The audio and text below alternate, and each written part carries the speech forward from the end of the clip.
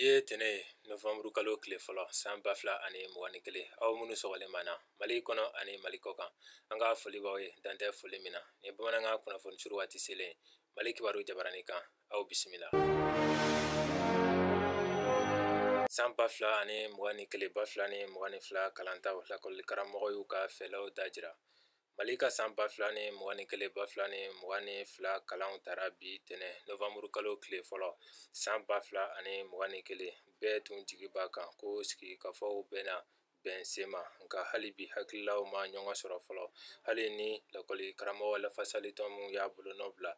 bɛnkan sɛbɛn na san 2016 octobre kalo tile 15 synergie o y'a jira k'a bɛ baara daminɛ bi tɛnɛ u ye hakilila dɔw kɔni dajira o siratigɛ la synergie ye laseli kɛ ka fɛlaw dantigɛ san 2022 kalantaw kɛli cogoya ɲuman na o dɔ ye u ka sariya sen 39 waliyali ye o y'a jira ko n'o ma kɛ u tɛna kalandenw kimɛ u tɛna kalanso ta minnu kalannen hakɛ ka ca ni mɔgɔ 50 ye wa k'u tɛna kalanso 2 kalandenw kɛ kalanso kelen kɔnɔ k'olu kalan wa k'u tɛna baara kɛ ka tɛmɛ sariya kuntala janya kan lafasalitɔn synergie ni ko minnu dantigɛ u y'o waliyali daminɛ bi bɛɛ a ko bɛna lajɛ bakɛ don nataw la k'o fɛla kofɛlɛ ninnu waliyali cogoya dajira ɲɔgɔn na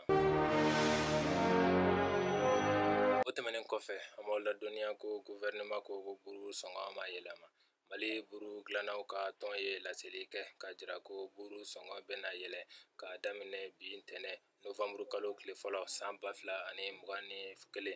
tɔnba in secrétaire général Ahmed Dambele ni Mali buru dilannaw n'a pate dilannaw tɔnba fana secrétaire général don ale de bolonɔ bɛ ni laseli sɛbɛn in na o sɛbɛn in kɔnɔ fɔlen bɛ ko buru kala min bɛ feere dɔrɔmɛ 50 ko bɛna kɛ dɔrɔmɛ 60 ye min ye dɔrɔmɛ 25 ye ko bɛna kɛ dɔrɔmɛ 30 ye o siratigɛ la jagoko ni izini ko minisiri y'a jira ko buru sannanw ka u hakili kɛ kelen ye ko fosi tɛna fara buru sɔngɔ kan a ko bɛnkan sɛbɛn min bolonɔbilala u ni ɲɔgɔn cɛ marisi kalo tile 30 san 2021 ka buru kalaw sɔngɔw sigi ko yɛlɛma fosi ma don o la fɔlɔ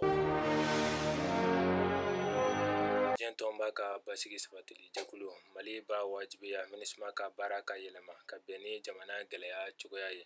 ni lajɛ kɛra furancɛla fanga kɛlen kɔ ka kunnafoni caman di diɲɛ tɔnba ka basigi sabatili jɛkulu ka cidenw ma Mali gɛlɛya cogoya kan Bamako yan Isa Kɔnfuru min ye Mali ka lasigiden ye diɲɛ tɔnba la o ye foli ni tanuni lase basigi sabatili jɛkulu ma a ka faamuyaliko ɲuman na Mali gɛlɛya kan min bɛna bɔ a ko tɔ la dɔgɔkun nataw la walima kalo nataw la an b'an sigi k'o lajɛ a ko furancɛla fanga jamana kuntigi a minisiri ɲɛmɔgɔ ka fara kumaɲɔgɔn tɔw kan bɛɛ da bɛnna a ma ko basigibaliya bɛ ka wara Mali kɔnɔ ka taa fɛ don o don hali n'o y'a sɔrɔ jamana sɔrɔdasiw ni sɔrɔdasi dunnaw ka ca basigi sabatiliko la Mali kɔnɔ kabini san 2013 ne bɛ dansigi an ka bi kibaruyaw la an b'a fɔ Ala ka bɛn ni lafiya sabati jamana kɔnɔ aw kan bɛn wagati wɛrɛ la ni kɛnɛ kelen kan